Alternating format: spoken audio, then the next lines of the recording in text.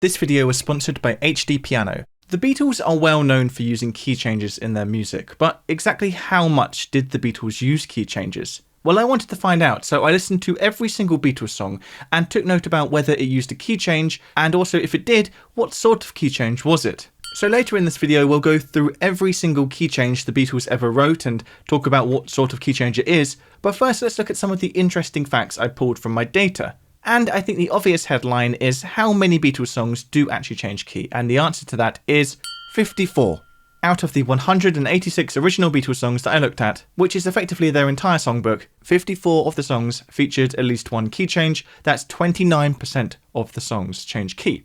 Now, if we break those key changes up over the 7 years of the Beatles' recording career from 1963 to 1970, we can see that there was a rise and fall in the amount of key changes the Beatles were using. In 1967, so that's the Sgt. Pepper era, we can see that over 45% of the Beatles songs were using a key change. But that rate soon came down as we approached the end of the decade, and that makes sense when we think about the later Beatles era. The band were actively trying to get back to their rhythm and blues roots, so they were being a little bit less ambitious in their songwriting, so key changes took a bit of a back seat. Now, something else I was able to glean from my data is which of the 4 Beatles was most prone to using key changes in their songs. We can see that of the 54 key changing songs, 6 were a pure Lennon-McCartney collaboration, 23 were from a mainly Lennon-penned song, 21 were from a largely McCartney-penned song, 3 were George Harrison songs, and 1 was a Ringo Starr song. That was Octopus's Garden, by the way. If we break that into percentages, we can see that Harrison is the least likely to use a key change in his music. However, the fact that our sample size for Ringo Starr penned songs is literally just 2 songs, Don't Pass Me By and Octopus's Garden, and one of them changes key, it does mean that this 50% percentage doesn't really reflect Ringo Starr's songwriting style, especially when we consider that George Harrison actually helped Ringo Starr write Octopus's Garden. So now that we've seen the main findings of my study, let's look more closely at these Beatles songs that feature key changes.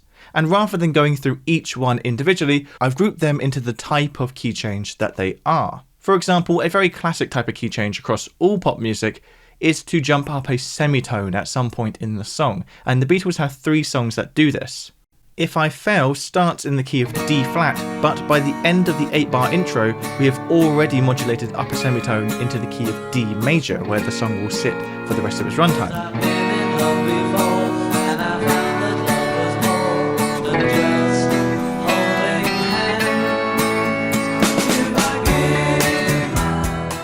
And I Love Her jumps up a semitone for the acoustic guitar solo.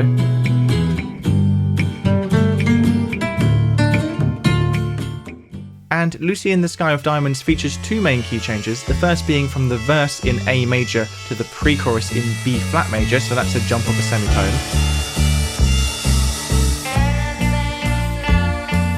But by the end of that B flat pre-chorus, we now modulate down to the key of G major for the chorus.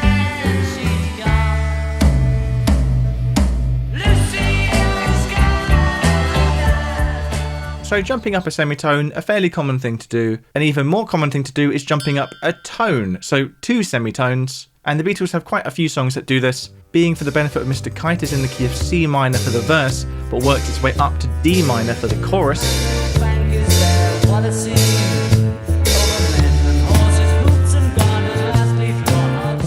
The Sgt. Pepper reprise starts in the key of F major, but later on jumps up a tone to G major.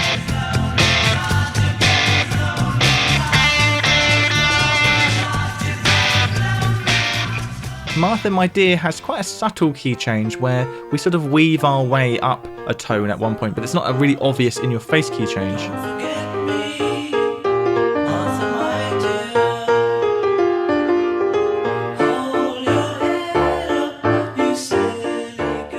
Penny Lane has to be one of the Beatles' most famous key-changing songs. It starts in the key of B major, although by the end of the verse we've effectively gone to B minor, the parallel minor. But for the chorus, it key changes down a tone to A major.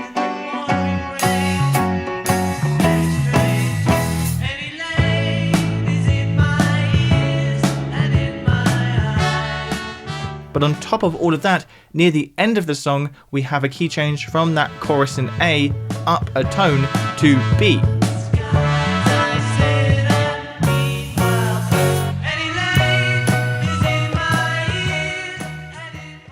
Day Tripper has a verse in E but a chorus up a tone in F sharp.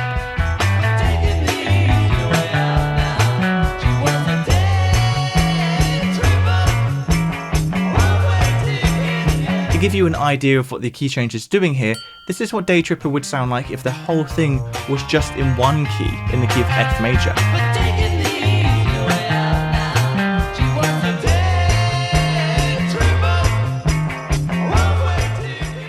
Magical Mystery Tour begins in the key of E major, but for the chorus we shift down a tone to the key of D major.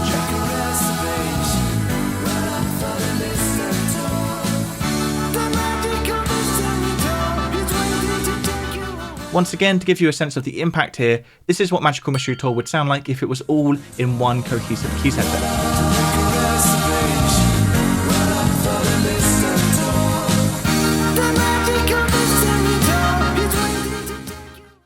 Good Day Sunshine starts with the chorus, and that section's in B major, but then when we enter the verse we go down to A major. Good day, sunshine.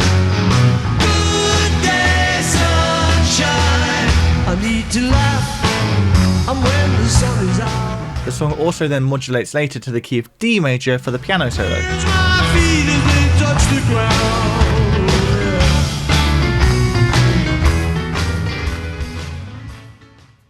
I Am the Walrus begins in the key of B major, but very quickly walks us down into the key of A major, where it will spend most of the duration of the song.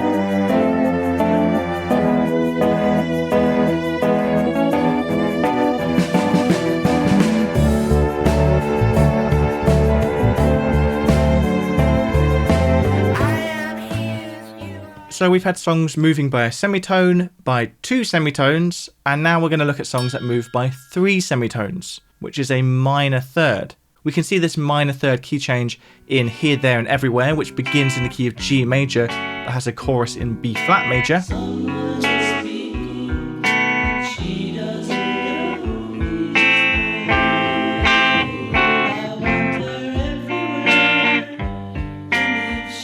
The same thing's happening in You're Gonna Lose That Gal, in Lady Madonna, in Two of Us, in Dr. Robert. We have a minor third modulation here in When I Get Home. Here in the continuing story of Bungalow Bill, we have this phrase in the key of C major, and then when the 4-bar phrase is done, we get the exact same thing, but all moved down to the key of A major. George Harrison's Something starts in the key of C, but later on for the middle 8 section shifts to the key of A major, so that's going down a minor third.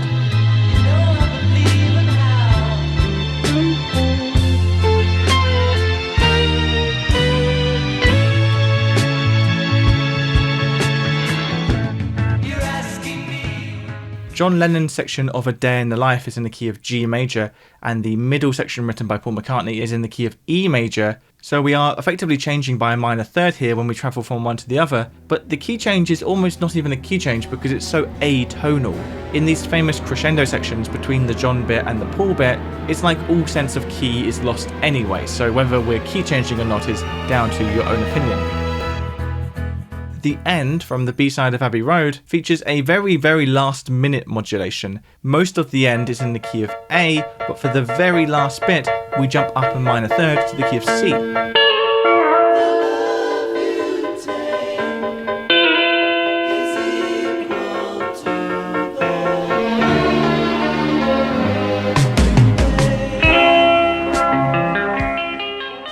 And Sun King features a major third modulation rather than a minor third, so that's the shift of 4 semitones.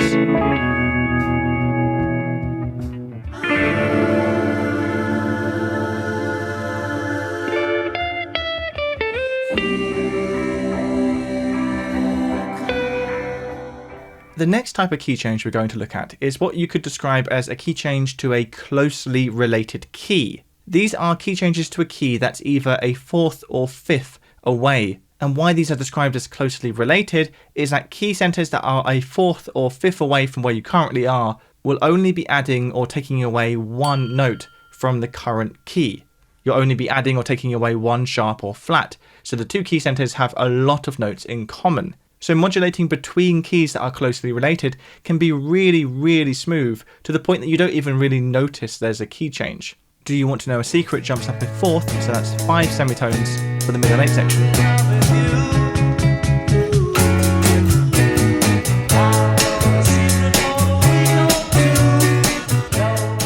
As does I Want to Hold Your Hand. I wanna hold your hand, and when I touch you I feel happy inside. In I Want You She's So Heavy, the riff/intro is in the key of D minor, but the verse is in the key of A minor.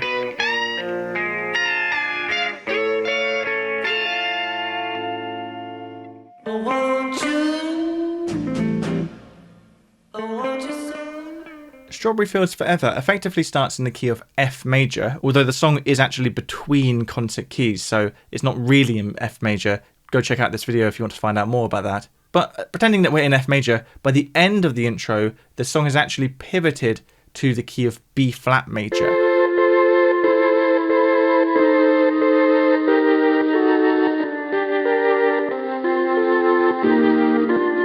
This is a really great example of how closely related keys like F major and B flat major can be moved between so smoothly that you don't really even notice it. I'm using quite a lot of sheet music in this video, but there are lots of ways to learn music without being able to read sheet music. Just ask the Beatles, because they couldn't read sheet music. And one great way to learn the piano without any sheet music is HDpiano. HDpiano offer a massive and regularly updated library of songs, all available to learn with these easy to follow tutorials. The tutor guides you through each section of the song, and the notes fall from above onto the keyboard to make it easy to follow along. You can get started for free right now by following the link to HDpiano down below in the description. Thank you very much. Julia is largely in the key of D major, but when this C sharp minor chord is introduced in the middle 8, it starts walking us away from that key center and towards the related key of F sharp minor.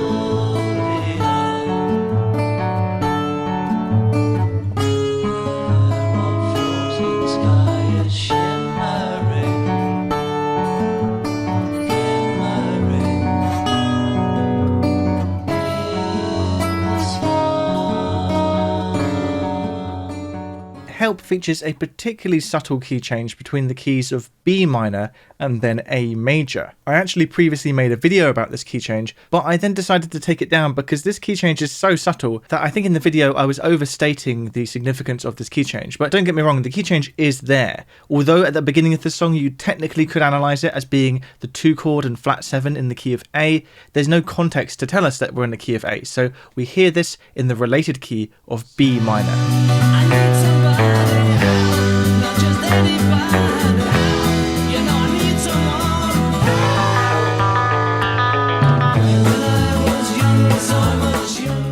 For No One, it's largely in the key of B major, but for the chorus we jump to the related key of C sharp minor, which is hit home with these multiple 5-1 cadences in that new key of C sharp minor.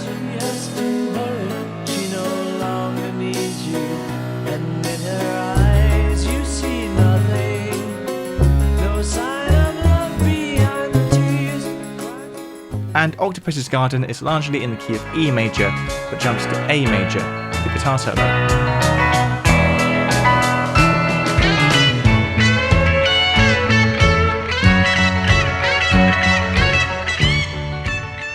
Now next I want to talk about tonicizations. Now a tonicization is effectively a really brief key change. It's when, without officially changing key, we start treating a different chord in that key as the tonic just for a while and then return back to the original key. Now it's hard really to draw a line between what's a proper key change and what's just a tonicization, but generally I think if it only lasts for a couple of bars, then maybe it's best branded as a tonicization. For example, in From Me to You, during the middle 8, we briefly move from the key of C major to the key of F major.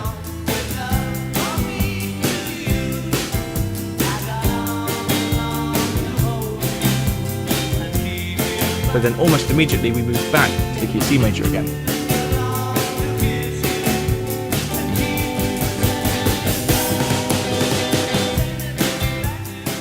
We can see similarly brief key changes in Yes It Is and also Another Gal. Now our next category of key changes are parallel modulations, where we're moving between the parallel, major, and minor. For example, moving from the key of A minor to the key of A major, which happens in While My Guitar Gently Weeps. The verse is in A minor, the chorus is in A major.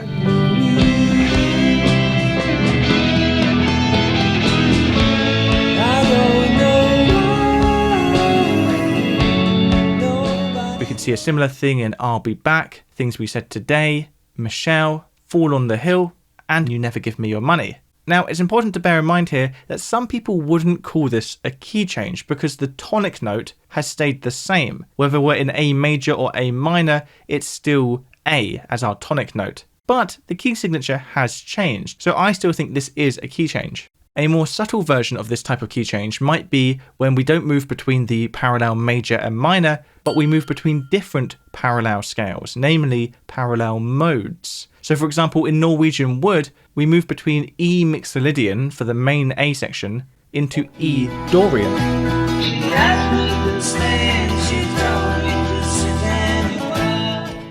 Now we can see a similar modal shift in Hey Jude, where the majority of the song is in F major, or what we could call F Ionian, but the coda is in F Mixolydian. But on this example, I didn't actually count Hey Jude as a key change. And for me, that's because both of these modes, Ionian and Mixolydian, are versions of the major scale. They're major modes. So I don't think that warrants a key change, really, even if the key signature has changed. But I was on the fence about this decision, so let me know what you think in the comments. I think with Norwegian Wood, it's more obviously a key change because we're moving from a major mode, E Mixolydian, to a minor mode, E Dorian. Another type of key change that some people would not even deem as a key change is a move from the relative major to the relative minor. For example, in Yesterday, we start in the key of F major, but quickly pivot into the key of D minor, the relative minor, and we get there via this 2-5-1 cadence in D minor. Yesterday, all my troubles seem so far away. Now, the reason that some people wouldn't want to describe a move from relative major to minor as a key change, as a modulation, is because how do we define whether we're just playing the 6th chord in the major key or whether moving to that 6th chord has actually warranted us calling it a key change? Where's the line? For example, in I'm Happy Just to Dance With You, we start kind of quite clearly in the key of C sharp minor, but then we work our way into the relative major of E major. So were we in E major all along, just playing the 6th chord here, or was this a key change?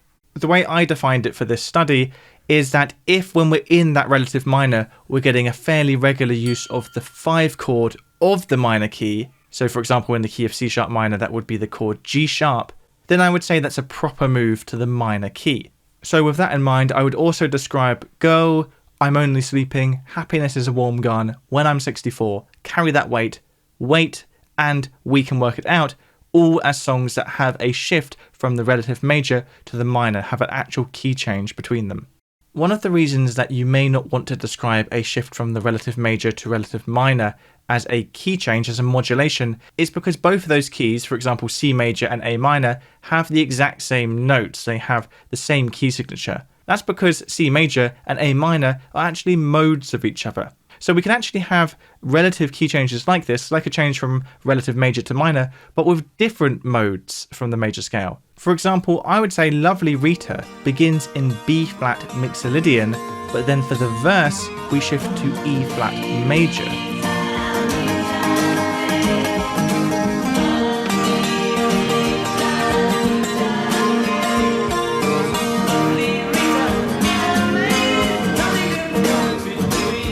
Both of those scales use the exact same set of notes, but just treats a different one as a tonic. So this is the exact same thing that happens when we switch from relative major to minor. We're just shifting from relative Mixolydian to major.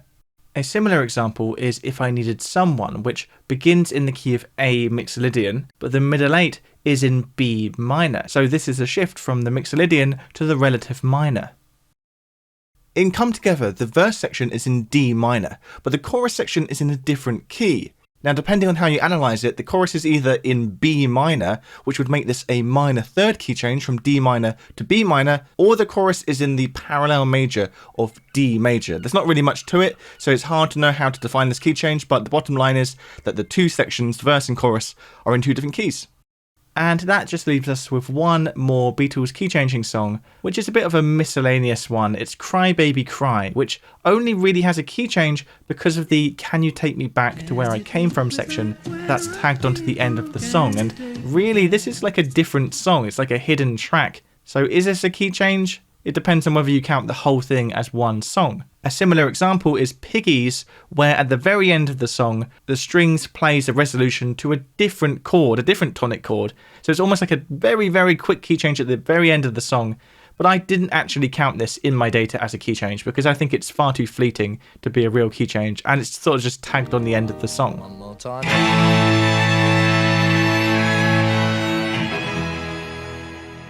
So those are the 53 Beatles songs that feature a key change. Let me know in the comments what your favourite Beatles key change is.